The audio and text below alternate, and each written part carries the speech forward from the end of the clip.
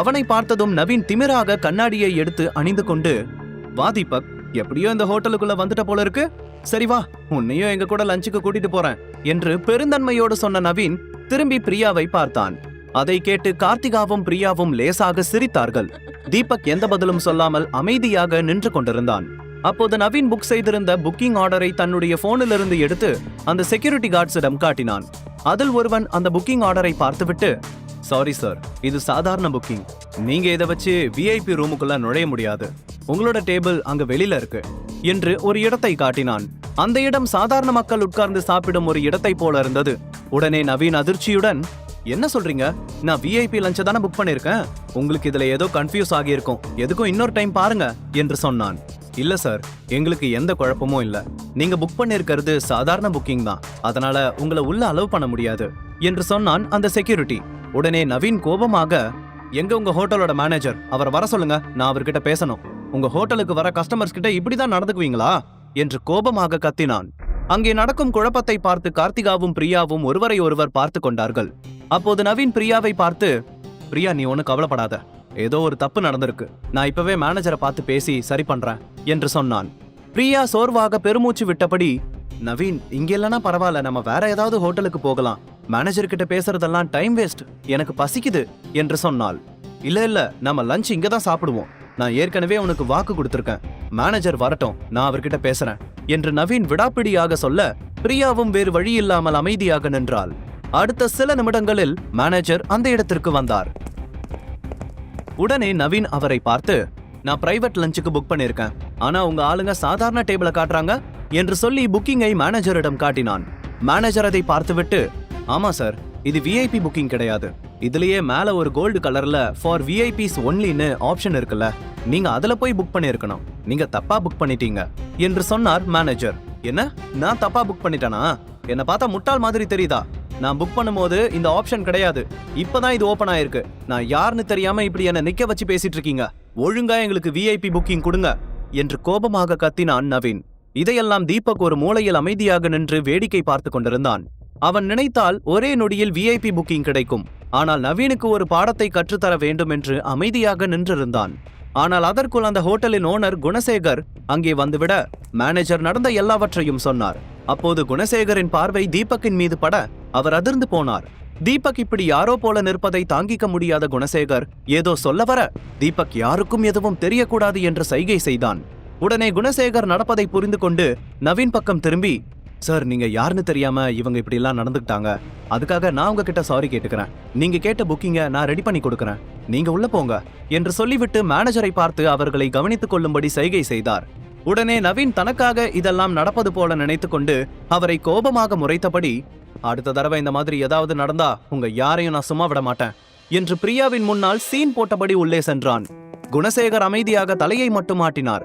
அவர்கள் உள்ளே சென்றதும் கடைசியாக வந்த தீபக், சாரி மிஸ்டர் குணசேகர், அவங்க தப்பா பேசியிருந்தா நான் மன்னிப்பு கேட்டுக்கிறேன் என்று சொல்ல, இல்ல சார், நான் ஏற்கனவே சொன்ன மாதிரி தான், உங்களோட கெஸ்ட் என்னோட கெஸ்ட் மாதிரி, நீங்க கவலைப்படாம உள்ள போங்க, உங்களுக்காக இத கூட செய்ய மாட்டேனா என்று குணசேகர் சிரித்து கொண்டே சொன்னார்.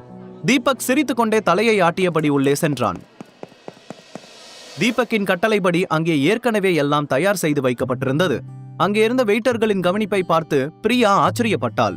அந்த ஏற்பாட்டை எல்லாம் பார்த்து கார்த்திகாவுக்கும் நவீனுக்கும் கூட ஆச்சரியமாக இருந்தது. வாவ் நவீன், நீ இப்படி ஒரு ஏற்பாடு பண்ணுவேன்னு நான் நினைச்சு கூட பார்க்கல, சென்னையில இருக்கிறவங்க எல்லாரும் உன் மேல இவ்ளோ ரெஸ்பெக்ட் வச்சிருக்காங்களா என்று பிரியா கேட்க, உடனே நவீன் பெருமிதத்துடன், இதெல்லாம் ஒண்ணுமே இல்ல, நீ இன்னமும் மெயின் பிக்சரை பார்க்கல, என்னோட ரேஞ்ச் என்னன்னு போக போக உனக்கு தெரியும் என்று சொல்லி சிரித்தான். சிரித்து கொண்டே நெற்றியில் வழிந்த வியர்வையை துடைத்தான். தீபக் அவனை பார்த்து மனதிற்குள் சிரிக்க தொடங்கினான். இப்படி ஒரு கவனிப்பு இருக்குன்னு நானே எதிர்பார்க்கல, இது எப்படி நான் பிரியா கிட்ட சொல்லுவேன், பில்லு வேற எவ்வளவு வரும்னு தெரியல, எப்படியாவது இன்னமும் 2-3 மணி நேரத்தை எந்த பிரச்சனையும் இல்லாம கொண்டு போயிடு ஆண்டவா என்று நவீன் மனதிற்குள் வேண்டிக் கொண்டான். உண்மையில் இந்த ஹோட்டலின் உரிமையாளர் தன்னை வேறு ஒரு ஆளாக புரிந்து கொண்டாரோ என்ற பயம் அவனுக்குள் இருந்து கொண்டே இருந்தது. உடனே எல்லோரும் அவரவர் இருக்கையில் அமர்ந்து சாப்பிடுவதற்கு தயாரானார்கள். எமரால்டு ஹோட்டலில் நவீனுக்கு காட்டிய உபசரிப்பை பார்த்து அவனுக்கு எதுவுமே புரியவில்லை. ஆனால் பிரியாவின் முன்னால் தன்னுடைய கெத்தை விட்டுக் கொடுக்க கூடாது என்று நினைத்து அவன் எந்த உண்மையையும் யாரிடமும் சொல்லவில்லை. எல்லோரும் சாப்பிட உட்கார்ந்ததும் அங்கே இருந்த வேலையாட்கள் எல்லோரும் சுற்றிலும் நின்று கொண்டார்கள். அவர்களுடைய மேஜையில் அனைத்து வகையான உணவுகளும் நிரப்பி வைக்கப்பட்டிருந்தது. அதை பார்த்த பிரியா மிகுந்த உற்சாகமடைந்தாள். சென்னையில எனக்கு இவ்ளோ பிரம்மாண்டமான வரவேற்பு கிடைக்கும்னு நான் நினைச்சு கூட பார்க்கல. தேங்க்யூ சோ மச் நவீன் என்று பிரியா ஆர்வத்துடன் சொன்னாள். உடனே நவீன் சிரித்துக்கொண்டே, பிரியா நீ இப்ப என்னோட கெஸ்ட், போக போக இன்னும் நிறைய சர்ப்ரைசஸ் இருக்கு, வெயிட் பண்ணி பாரு என்று சொன்னான். அதை கேட்டதும் தீபக் மெதுவாக திரும்பி குணசேகரை ஓரக்கண்ணால் பார்த்து நமட்டு சிரிப்பு சிரித்தான். அதை கவனித்த நவீன் தீபக்கை திமிரோடு பார்த்தபடி, தீபக் நீ தினமும் மார்க்கெட்டுக்கு காய்கறி வாங்க போவல்ல, நீ இதுவரை பார்க்காத காய்கறிங்க கூட இங்க டேபிள்ல குவிச்சு வச்சிருக்காங்க பாரு. இதெல்லாம் நீ உன் வாழ்நாள்ல கண்டிப்பா சாப்பிட்டு பார்த்திருக்க மாட்ட. வா வந்து எங்க புண்ணியத்துல எல்லாத்தையும் அனுபவிச்சுக்கோ என்று சொன்னான். உடனே பிரியா தீபக்கை பார்த்து, என்ன தீபக் நீ இன்னமும் வீட்டு வேலை தான் பண்ணிட்டு இருக்கியா? இப்பவாச்சும் நீ ஏதாச்சும் வேலைக்கு போவேன்னு நினைச்சேன் என்று கேட்டாள். அதை கேட்டு நவீன் சிரித்து கொண்டே, இவனை நம்பியெல்லாம் எவன் வேலை கொடுப்பான் என்று சொல்ல, கரெக்டா சொன்னனா, இவனுக்கு தான் 3 வேளையும் சோறு போடுறதுக்கு ஷர்மிளா இருக்காளே, அப்புறம் எதுக்கு இவன் வேலைக்கு போகணும்? நல்லா சோம்பேறியாவே வாழ்ந்து பழகிட்டாரு சார் என்று கார்த்திகாவும் தன் பங்குக்கு அவமானப்படுத்தினாள்.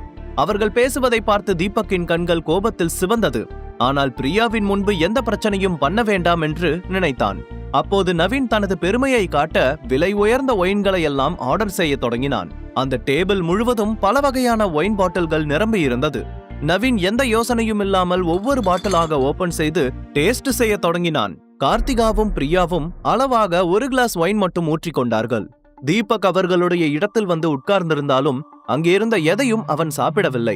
ஆனால் அவனை அவமானப்படுத்த ஒரு வாய்ப்பு கிடைத்த போதெல்லாம் நவீன் அதை தவறவிட விரும்பவில்லை. இந்த ஜோக்கர் என்னையும் பாட்டியையும் நிறைய அவமானப்படுத்திட்டான். இன்னைக்கு நான் அவனை சும்மா விட போறது கிடையாது. பிரியா முன்னாடி அவனை அசிங்கப்பட வச்சு ஏன்டா இங்க வந்தோன்னு ஃபீல் பண்ண வைக்கிறேன் என்று கோபமாக தனக்குள் சொல்லிக் கொண்டான் நவீன்.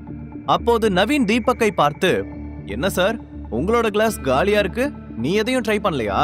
இவ்ளோ காஸ்ட்லியான ஒயினை உன்னோட லைஃப்லயே பாத்திருக்க முடியாது. அதனால வேணுங்கிற அளவுக்கு எடுத்து குடி, அப்பதான் நீ எவ்வளவு பெரிய பணக்காரன் கிட்ட பிரச்சனை பண்ணிருக்கன்னு உனக்கு புரியும் என்று சொன்னவன் ஒரு கிளாஸ் நிறைய ஒயினை ஊற்றி தீபக்கின் முன்னால் வைத்தான். இல்ல எனக்கு இதெல்லாம் பிடிக்காது, உன்னோட அக்கறைக்கு ரொம்ப தேங்க்ஸ் என்று உறுதியாக சொன்னான் தீபக். உடனே அங்கிருந்த கார்த்திகா கோபமாக, என் அண்ணா அவ்வளோ சொல்றான்ல, ஒரு கிளாஸ் குடிச்சா என்ன குறைஞ்சா போயிடுவ? உன்னால எங்க யாருக்கும் எந்த பிரயோஜனமும் கிடையாது. ஆனா நீ ஏதோ பெரிய ராஜா மாதிரி பிகு பண்ணிக்க மட்டும் தெரியுது என்று சொன்னாள். பிரியா அவர்கள் பேசுவதையெல்லாம் மாறி மாறி பார்த்து கொண்டே தனது கிளாஸை மீண்டும் நிரப்பியபடி, சரி நவீன், உனக்குதான் சென்னையில இவ்ளோ கான்டாக்ட்ஸ் இருக்கே, ஏன் தீபக்கு ஏதாவது ஒரு வேலை வாங்கி தரக்கூடாது? மத்த பக்கம் இல்லனாலும் இந்த ஹோட்டல்லையாச்சும் வேலை வாங்கி கொடுக்கலாம்ல என்று கேட்டாள். உடனே நவீன் குடிபோதையில் சிரித்தபடி, ஆமாம் பிரியா, நான் நினைச்சா யாரையும் வேலைக்கு சேர்க்க முடியும். இப்பவே இந்த ஹோட்டல்ல அவனுக்கு வேலை வாங்கி கொடுக்கறேன். ஆனா ஒரு கண்டிஷன், அதுக்கு இவன் ஒரு பாட்டில் ஒயினை முழுசா குடிக்கணும் என்று சொன்னான். அதை கேட்டு பிரியா சிரித்து கொண்டே, ஒரு பாட்டில் என்ன, நம்ம ஆளு 3 குடிப்பாரு என்று கேட்டாள். அடுத்த நொடியே நவீன் ஒரு வெயிட்டரை அழைத்து புதிதாக இன்னொரு ஒயின் பாட்டிலை கொண்டு வர செய்தான். பாட்டில் வந்ததும் அதை தீபக்கின் முன்னால் வைத்து, சாருக்கு வேலை வேணும்னா இப்ப இந்த பாட்டில முழுசா குடிக்கணும் என்று சொன்னான். அதை கேட்டு தீபக் கோபத்துடன், நவீன், அதான் எனக்கு குடிக்கிற பழக்கம் இல்லைன்னு சொல்றேன்ல, அப்புறம் ஏன் திரும்ப திரும்ப தொந்தரவு பண்ற என்று கேட்டான். நவீன் அடுத்த நொடியே தன்னுடைய சேரில் இருந்து எழுந்தான். அவனால் இப்போது தன் கோபத்தை கட்டுப்படுத்த முடியவில்லை.